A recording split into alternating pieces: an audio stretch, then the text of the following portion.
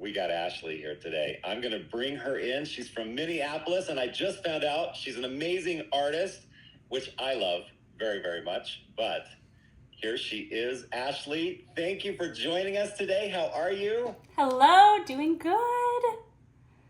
Yay. Okay, so I'm just going to turn it over to you. Tell us a little bit about yourself and your family and kind of the things you do, and then your you journey, and off we go. We're going to talk about habits today, which is fantastic.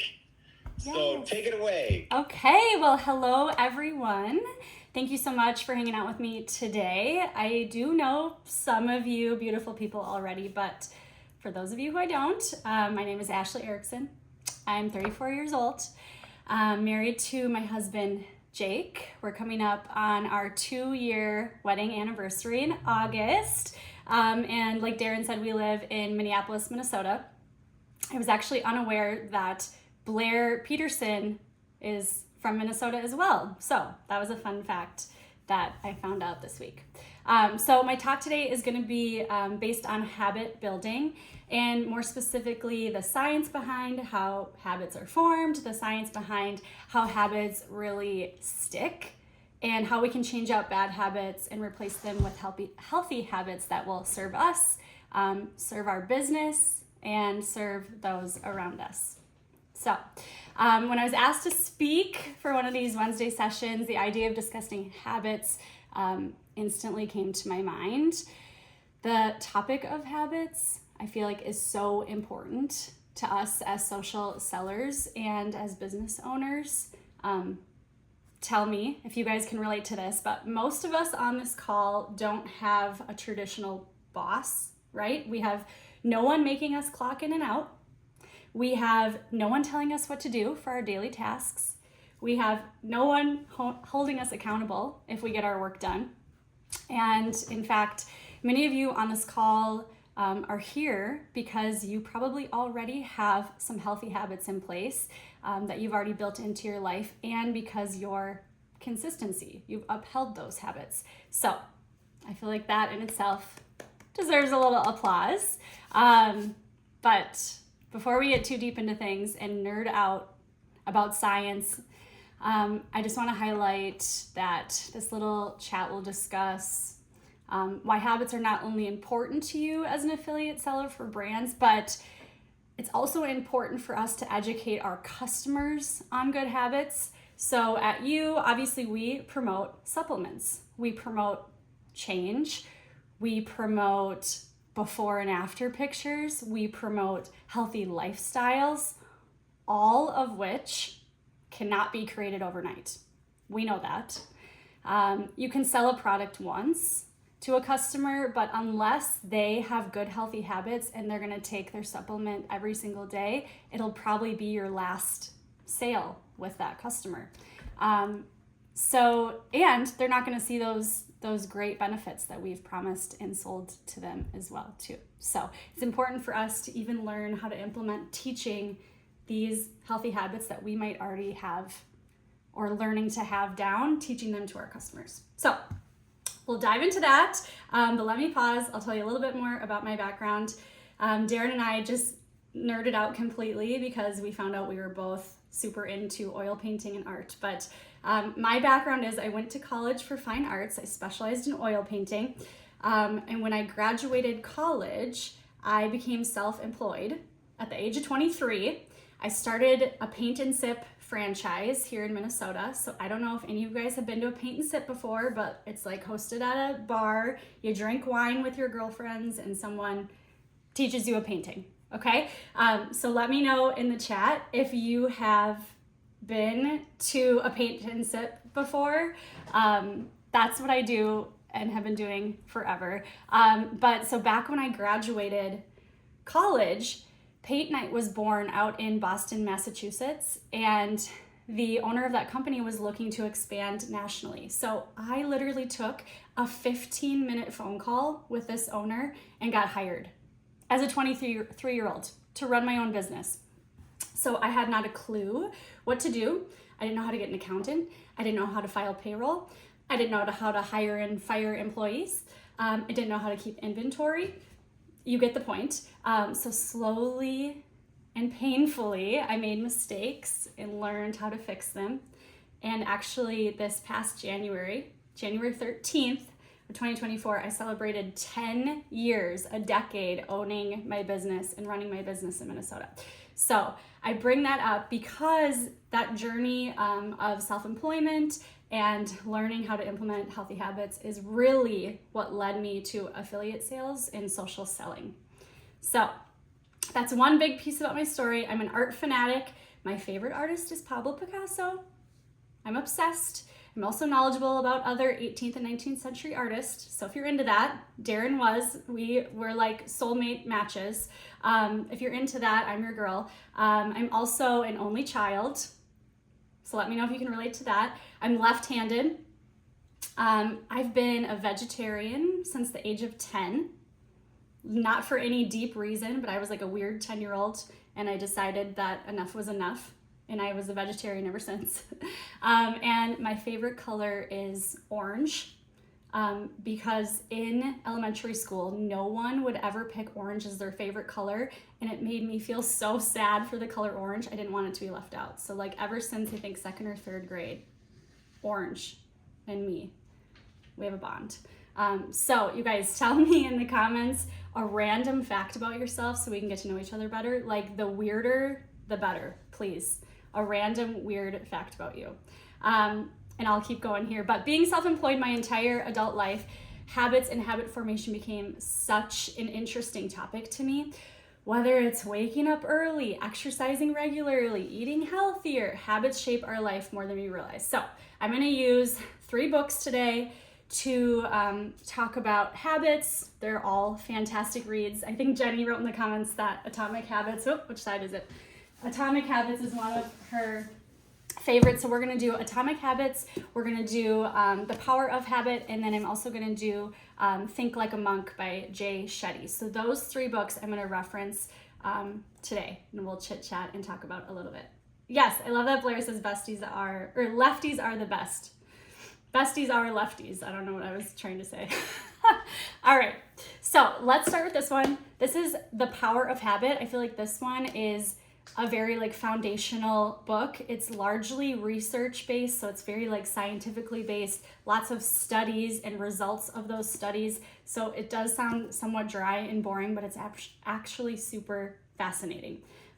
So the first thing you should understand about a habit, hopefully you can see here, I love a visual, I'm an art major, is that he explains that habits have a loop. It's called a habit loop.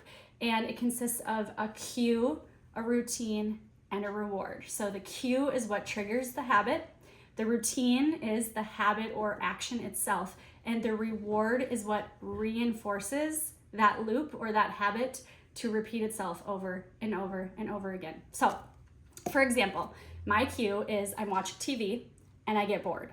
I lose interest, okay? My habit is then to grab my phone and I automatically open TikTok.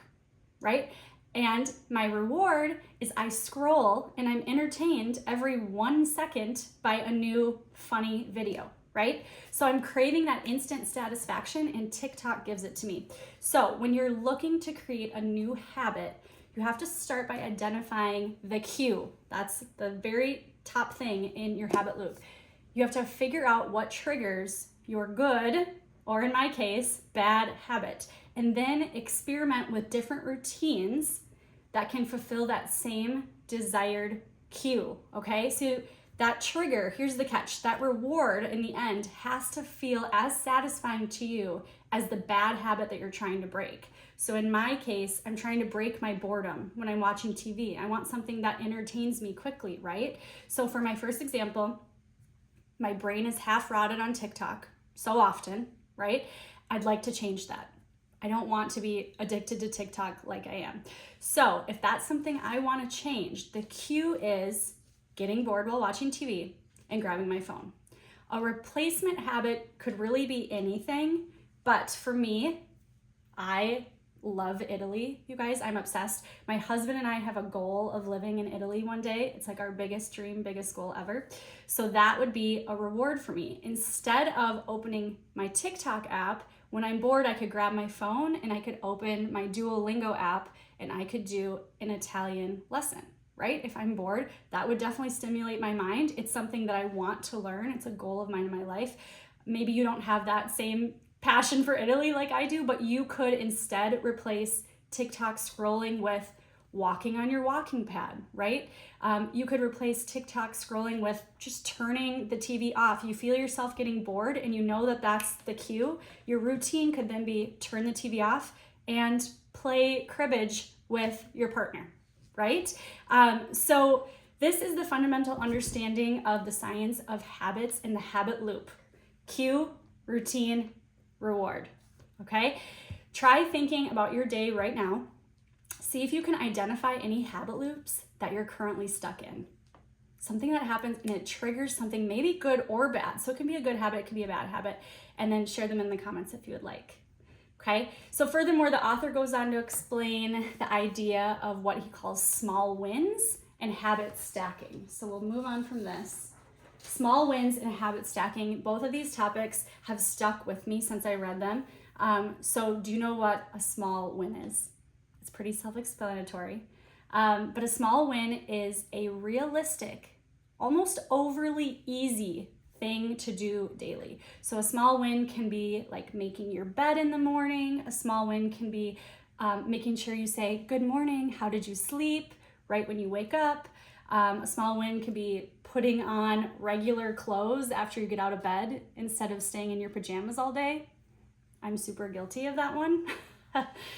But it clearly explains that making these big, gigantic goals, so things like think New Year's resolutions, you know, those like huge, unrealistic goals we set for ourselves at the top of every year, those are a great way to feel really crappy about yourself.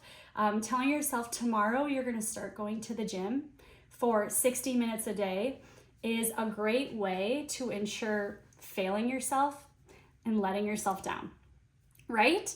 Instead, he talks about this story of this woman who wanted to get into working out, into doing a healthier lifestyle, but she set a goal for herself to go to the gym every day. But like that was her goal, literally to go to the gym, to walk into the gym. And once she walks in, she can walk back out. She's checking off that goal. So her goal started so small that it was actually maintainable, realistic for her. If she could drive to the gym every morning, walk in and walk back out to her car and do that for long enough, then she could move on to adding on to that habit. Because now she's already used to going to the gym. Now she can go to the gym every day because she's been doing that now for 2 weeks consistently. And now she's adding in walking on the treadmill for 10 minutes. Something little, right? We don't need to say from 0 to working out for an hour every day. So it just makes it a lot more realistic. With each small win, that gives her confidence in herself and her ability to change and reinforce her new habit loop. So it's making it easier for her to stick to that new behavior over time. That makes sense? Because after all, it's not really the goal that we're really seeking. It's never really that endpoint that we're seeking. It's the consistency and promise that you make to yourself that really matters. So you ask yourself, do you see things through or do you tend to quit early? Now that's a deep question and it can be a hard question to like look in the mirror and answer. And it's more of a rhetorical question. You don't need to answer in the comments, but do you see things through or do you tend to quit early? And that could be because you're expecting too much too soon, right? You need to make your habits or goals a little bit smaller, a little bit manageable, more manageable, so that you can actually capture them, right? So in addition to small wins, the author in this book brings up this just genius technique called habit stacking. So habit stacking, I have it written down here. Habit stacking is an awesome technique where you add a new goal or habit onto the tail end of something that's already really cemented in your life. For example, I want to pick out my outfit the night before because I have decision paralysis in the morning. I'm not naturally a morning person, and it just takes me forever to figure out what I want to wear, right? I can't decide. So what do I do? I have to think to myself, what do I do already every single night without fail, without thinking? I brush my teeth. I brush my teeth every single night. So I can habit stack those two things together. When I brush my teeth, I'll think in my head, what's the weather going to be tomorrow? What kind of an outfit do I want to wear? Do I want to wear a dress, shorts, whatever it is? And then once I'm done brushing my teeth, I'll go to my closet and pick out the outfit. Now that I have habit stacked, I have made my mornings less painful, and it was very easy to implement because I'm just gonna stack it right behind something that I already do, a trigger, brushing my teeth, that I already do really naturally every single night. Here's another. An existing habit is that I eat lunch every day. I already do that. I don't really have to think about it. I'm hungry, I eat lunch. So that's my cue. But I want to be consistent on taking my greens. I want to see what benefits I find in myself if I take my greens daily for 90 days. So now I've habit stacked those two things together. Every day with lunch, I always drink my greens. True story. So that way, it's really easy for me now to complete my goal of drinking my greens for 90 days consistently, right? Because I'm gonna eat lunch every day no matter what. Now my greens are my drink that go with lunch. And it's as simple as that. And that's a really great way to implement a new habit into your life, or something that you want to do, is giving it a place and picking a cue that you really already do in your day naturally. A habit like consistently taking a healthcare supplement are habits that have ripple effects that lead to positive changes in all other areas of your life. So a habit that has a ripple effect like that is what the author would call a keystone habit. Keystone habits are the most important ones of all. So taking your supplements daily will lead you to better eating habits, increased energy, healthier lifestyle, cutting down on snacking, looking better in your clothes, clearer, more radiant skin. So when trying to create a new habit, it's always smart to consider starting with a keystone habit, something that can positively affect a bunch of areas of your life. So taking our supplements, promoting you, that actually is a really solid keystone habit that we can kind of implement in our own lives, but also that we're sharing with others. So if you can think in the comments of any like positive keystone habit that you could implement that would cause a ripple effect across your life, please write it down, let me know. I have like a little list of some that I thought of. So like a keystone habit could be going live every Monday. Mondays are your live day. A keystone habit could be learning a new language, learning a new instrument, learning a new skill. That would cause a ripple effect in your whole life. Reading 15 minutes a day. So there's lots and lots of really other good ideas. And I love that so many of you are saying that you've read some of these books and it's like coming back to you. That makes me so happy. My husband, we both have read these, and so when I was practicing on him, he's like, oh yeah, like that, it's all coming back to me now. So hopefully if you haven't read it, you guys, it's so good. And if you have read it, like, I'm glad that this is proving to be somewhat interesting. So the big takeaways, you guys, from this book, Power of Habit, is understanding the habit cycle. So cue, routine, reward on repeat. Understanding that small wins are small attainable goals that help you build confidence in your ability to change. So when you realize you can keep a promise that you made to yourself, it builds confidence in yourself. And being able to use the trick of habit stacking, you can easily implement change into your day-to-day by just kind of tacking something on to something you already do really naturally in the day. So, book number 1. Book number 2 is one of my favorites, you guys. If you haven't read Atomic Habits, it's Prime Day still, I believe. Order this ASAP. But we've talked about the science behind habits and habit formation, but let's dive into why habits are so powerful. So this book is called Atomic Habits, and it's easily one of my favorite reads of all time. All time, for real. I'm not gonna try to hype it up too much, but it's my favorite of all time. So in Atomic Habits, James Clear explains that habits are basically a compound interest of self-improvement. So in other words, small changes consistently applied lead to remarkable results. So small changes consistently applied lead to remarkable results over time. Atomic habits is quite literally means small incremental changes. So the building block of life is an atom, right? The building block to success is healthy, consistent habits, okay? Atomic habits.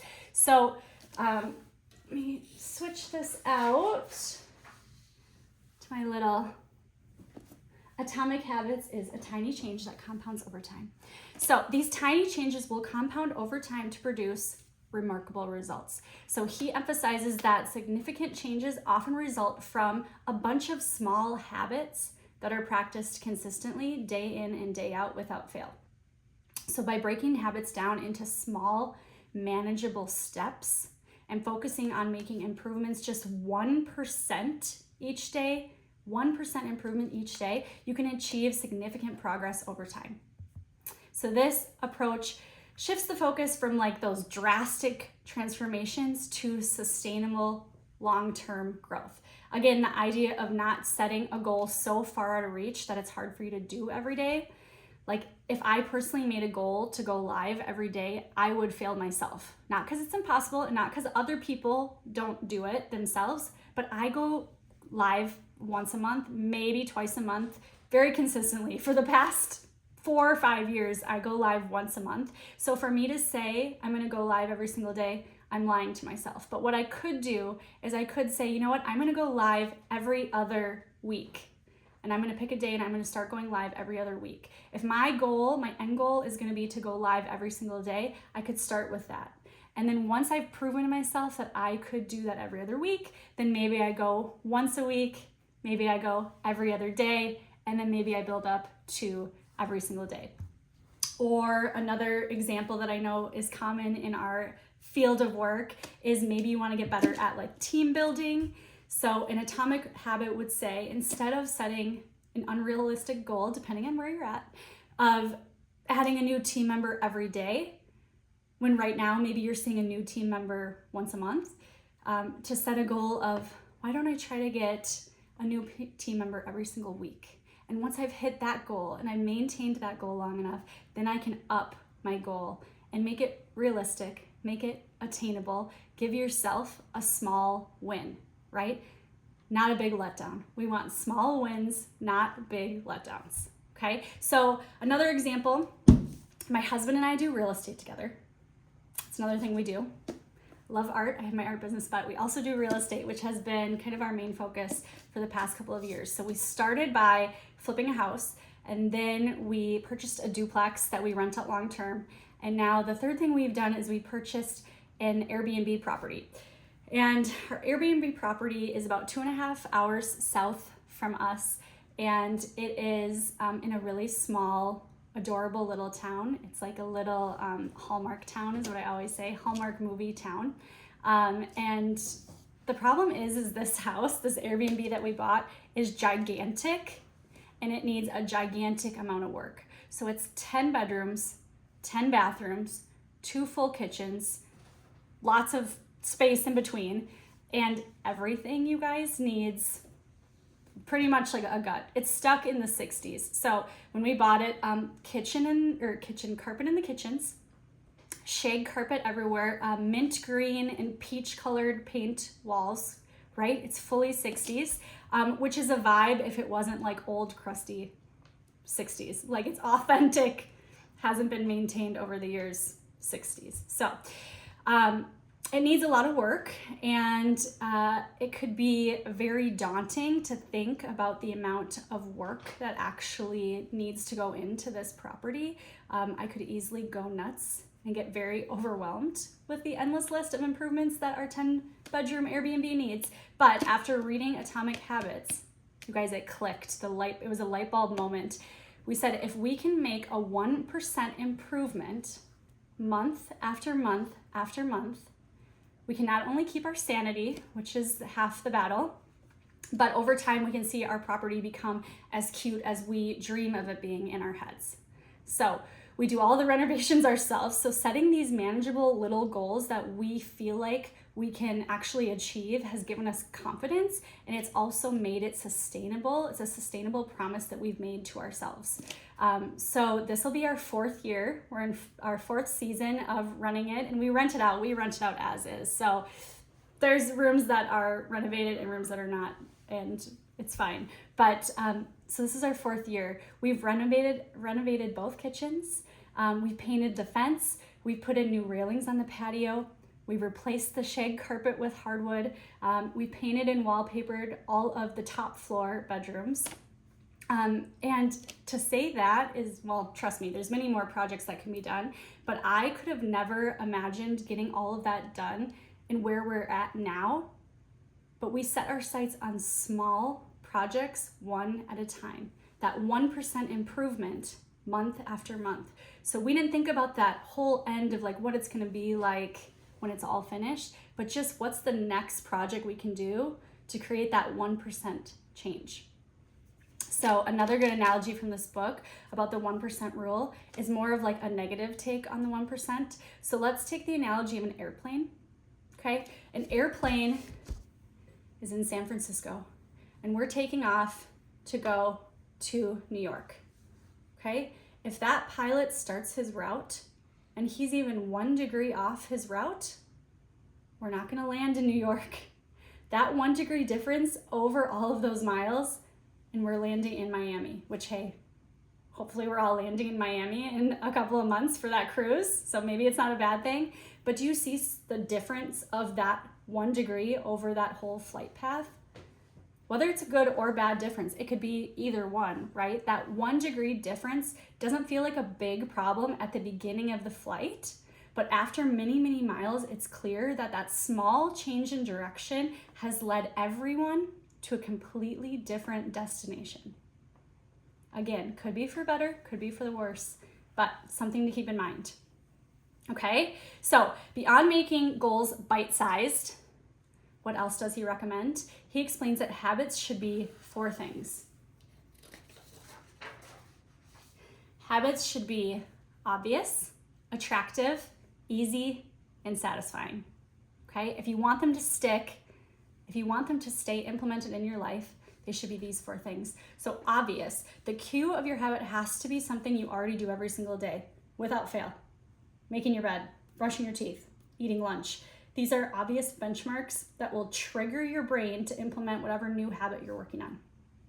The habit should be attractive. You want to make your habit appear very attractive. It needs to align with your values and your identity. It has to be true to you and to who you are. So if I told you guys, I need you to do an Italian lesson every single day for a year, you're probably not that interested. You're probably not going to achieve that goal, right? That's not something that's maybe true to you and to what you have as a long-term goal.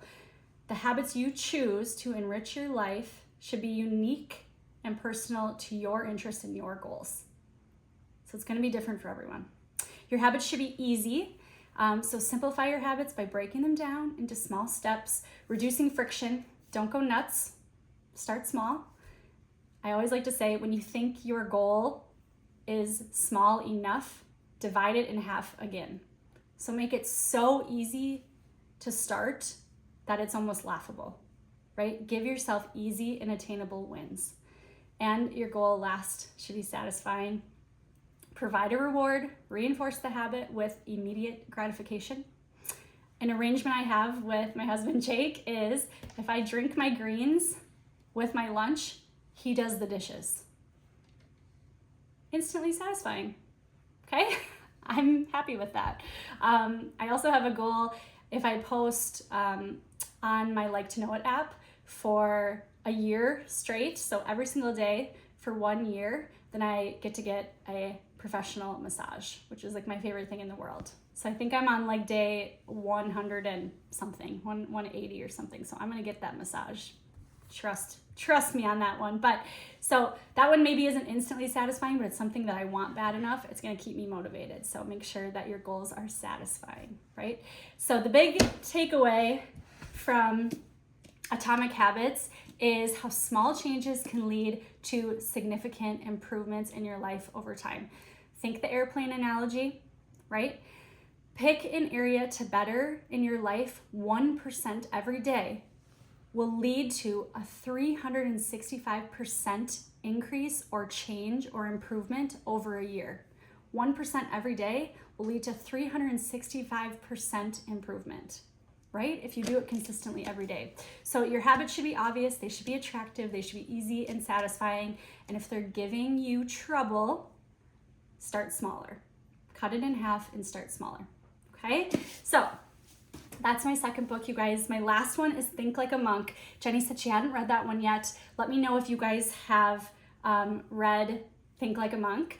I'm not reading it, but we're listening to it on audiobook, which, speaking of habits, is a habit that we implemented on our drives down to our Airbnb. It's a 2.5-hour drive one way. So instead of listening to the annoying radio, which you guys know, it like plays the same 5 songs on loop, drives me nuts after long enough, we have started listening to nonfiction audiobooks, which has been kind of a cool thing for both of us to relate to each other with. So the book we're listening to is Jay Shetty's Think Like a Monk, which emphasizes the importance of mindfulness and intentionality on our habits. So in the book, he discusses all of the ways in which his life changed by living and practicing as a monk.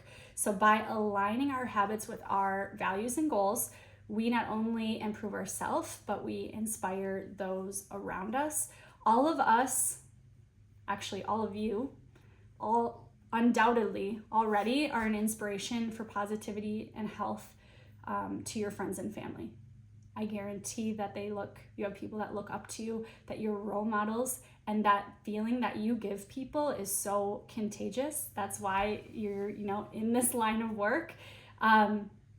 So to kind of build off of that, these are just 3 themes from the book that he kind of explains as being really important and something he learned in his journey being a monk, which I found very, very fascinating. So the first theme, these are his themes in Think Like a Monk, but the first theme is purpose and meaning in life. So he emphasized the importance of discovering and living with purpose.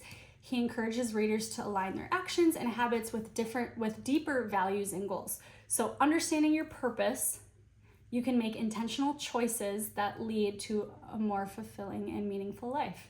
Sounds easy, right? So he teaches that habits formed with a clear sense of purpose are more likely to stick, and they're more likely to bring lasting satisfaction. So I don't think you need to put pressure on yourself and necessarily seek out this deep, profound meaning of life. But it could be as simple as knowing that you care about animals and you want to somehow incorporate raising money for your local animal shelter into your affiliate work, right? Whatever might be true to you. What can you incorporate in your business that will make it feel really meaningful to you? So for me, I love old people. I love our elderly population. If I see an old person out in the wild, my heart melts. Or if I see a grandpa eating alone at a restaurant, my day is ruined and I'm an emotional mess for the rest of the day. Okay, that's a fact about me. So my painting business, I take all of my sample paintings. So I'm painting this one for a class tonight. Okay, it's a little Starry Night thing. I take all of my sample paintings, and I'll paint one tonight too during the class. I take all of these once I've gathered a few hundred, which they definitely accumulate over time, and I take all of the paintings and we donate them to a local nursing home. It has been the most rewarding thing and made my business so much enriched because we get to set up a little exhibition for these residents, and they come in, they pick their favorite painting, and then the workers at the care center will hang it in their room later after everything's said and done. But it's been such a fulfilling thing just because it enriches the life of lonely elderly in my community. So it's enriched my business, it's enriched my purpose. So what's authentic to you is gonna be different than what's authentic to me, but it does help if you wanna make a list in your phone, write down some of the things that you care about. So do you care about dogs? Do you have a soft spot and can relate to single mothers, elderly, weight loss, hockey? I put that one on there for my husband. He's obsessed with hockey. I don't know. Do you guys see that background? Okay. Fireworks just went off. We love it. Hockey and fireworks went off. So I don't know if Jake's behind these controls or what, but fine art, yoga, you guys get the point. So how can your unique passions feed into bettering your community, right? So how can you bring that into your work? The second theme is mindfulness and self-awareness. So central to the teachings of a monk is observing one's thoughts, emotions, and behaviors without judgment. So through which is easier said than done, but through mindfulness, individuals can gain clarity on their habits, motivations, and impacts on their actions, on themselves and on others. He suggests that cultivating mindfulness helps us to identify and change habits into constructive ones that will better support our personal growth and well-being. So this one's a hard one, but what are some habits that you're guilty of doing that you know are not bettering your life or your business? So what are some things that are hindering you in the day-to-day? I don't know about you, but this question is like easy for me, you guys. I have so many habits that I know are hindering me every single day. I already told you I'm guilty about TikTok, right? But in general, the amount of times I reach for my phone, I'm so guilty of that, and I know it's not bettering anything in my life. I have a habit of sleeping in. I'm a night owl, so I have a habit of sleeping in, or even just laying awake for hours in the morning in bed. Like getting out of bed is a real task for me in the morning. I have a habit of snacking. I love a good snack. All hours of the day, I love to ruin my appetite before a meal. That's just who I am. For my mom, her bad habit is Diet Coke. She drinks like 2 to 3 Diet Cokes a day, and it drives me nuts. But I get on her about that bad habit so often when I'm guilty of so many things myself, right? So what are things you can become self-aware of, swap out for healthier habits? What are some things you've been letting slide for far too long? I asked my husband that one. He said that his is busy work. Like sometimes he feels like he's being productive, but he's actually just doing busy work. Things that aren't actually moving the needle for him at all, but just he feels like he's being productive because he's being busy. So he's like, that's a bad habit that I've been like consciously working on and trying to break. Okay, so you'll have to think to yourself which ones, but there's so many, right? It's easy to think of those bad habits.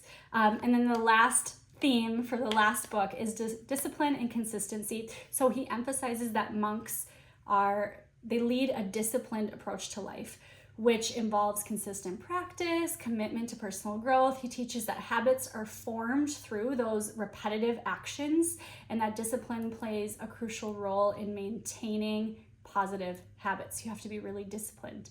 So by remaining disciplined, individuals can overcome challenges, they can stay focused on their goals, they can sustain meaningful habits that contribute to their overall well-being. Consistency and discipline, you guys, if bottled, I'm pretty sure would be like $1 trillion product, right? Like if I could buy discipline and consistency, I would. I think everyone would. It's probably actually priceless. And that's the secret sauce that successful people have that have brought them to that level in which a lot of us only dream of. But those same consistent and seemingly perfect people and influencers all started somewhere small, right? So I joined you in March of this year, a few months ago, after being on a brand trip in Mexico in February. So I was on a brand trip with some people that I absolutely look up to and admire. So shout out to like Esmia, Courtney Swan, Courtney Spencer, Kaylee Rogers, all the other girls on that trip, like some really impactful people in our space. They introduced me to you, and it was then that I said to myself, if I can emulate even a small fraction of the success that these women and these powerful entrepreneurs possess, then I myself can reach new goals. I told myself if I learned from them and incorporated new habits, that I could learn to be successful like them. So it's important to remember everyone had a beginning, everyone had a day one, everyone had a day one for a particular habit that they now seem to do second nature, right? Everyone is so guilty of looking at their favorite influencers with their perfect content that seems to flow out from them day after day after day effortlessly, right? I'm so guilty of that. I look at them and I'm like, oh, they make it look so easy. I trick myself into thinking it comes easy for them, when in reality, we all know that a lot of discipline and a lot of consistency is the only thing that has taken them to that stage of the game. So comparison is the thief of all joy. We know that. We know that with social media. But realizing that we're all at a different day of the same habit is so important to remember. Some of us are years down the road on that particular habit, and some of us are just starting out. But it's the same recipe of habits that will all bring us to a successful, meaningful, fulfilling life and business. So the main takeaway from Think Like a Monk is to encourage yourself to cultivate purpose, mindfulness, and discipline. These practices will guide us towards greater fulfillment and personal development. So anyways, you guys, that's kind of my talk. In conclusion, today's talk about habits. How do we apply this knowledge to our work? Why is this relevant to us? So imagine if we could not only sell supplements, but also guide our customers in creating habits that complement their health journey.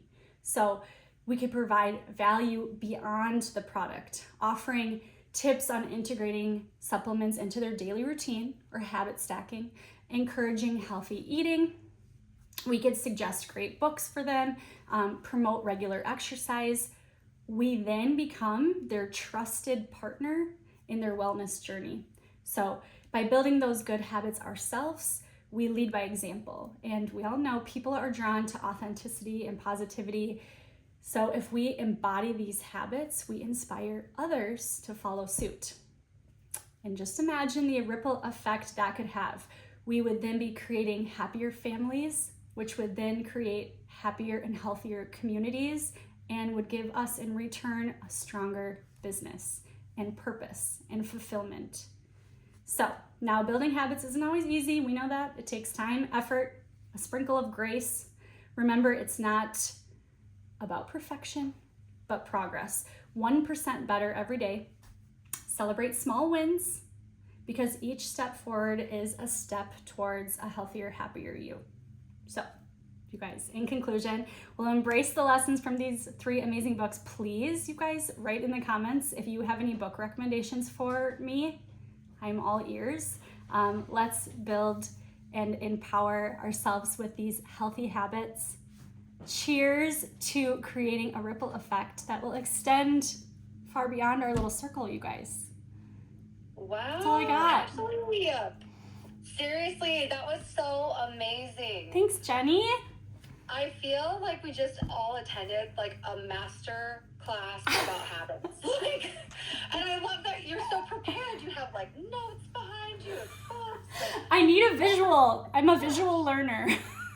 I love it, but I can tell too that like you said, like with your business, your art business, you're a teacher too. Like totally a teacher, I can tell. I love that. So I have read Power of Habits and Yes. Atomic Habits. Yes. Love both of those. I have not read Think Like a Monk. I'm literally going to order it on Audible after we get off of this. Yeah. And I asked in the chat, but I would love to know, and you did such a good job of like breaking down each book. Like which book are you going to grab and listen to or read, right? So I would love to know. Everybody's saying thank you. You did such an amazing Thanks, you job. guys. And I'm just looking to see if anybody has any questions for you. But seriously, that was amazing. Thank you so much. That's going to help so many people. And I love thinking about the ripple effect that it's going to have. Thank you. Thank you guys so much. I love this topic. So if anyone wants to DM and chit chat all day, I'm ready. Yes. And I too would love to know what books people are reading. Yeah. I don't know about you, but I'm always I like to listen, so I'm always listening to books. Yes. So Well, the Think Like a Monk, his voice is so like soothing. He has like the best accent ever, so that's a good one. does he read it himself? He reads it himself. That's my good. favorite. It's good. Yay! Well, perfect. Well, thank you so much for being here, Ashley. Thank you guys. And giving us that amazing masterclass. I love that. Thank you. Thank you.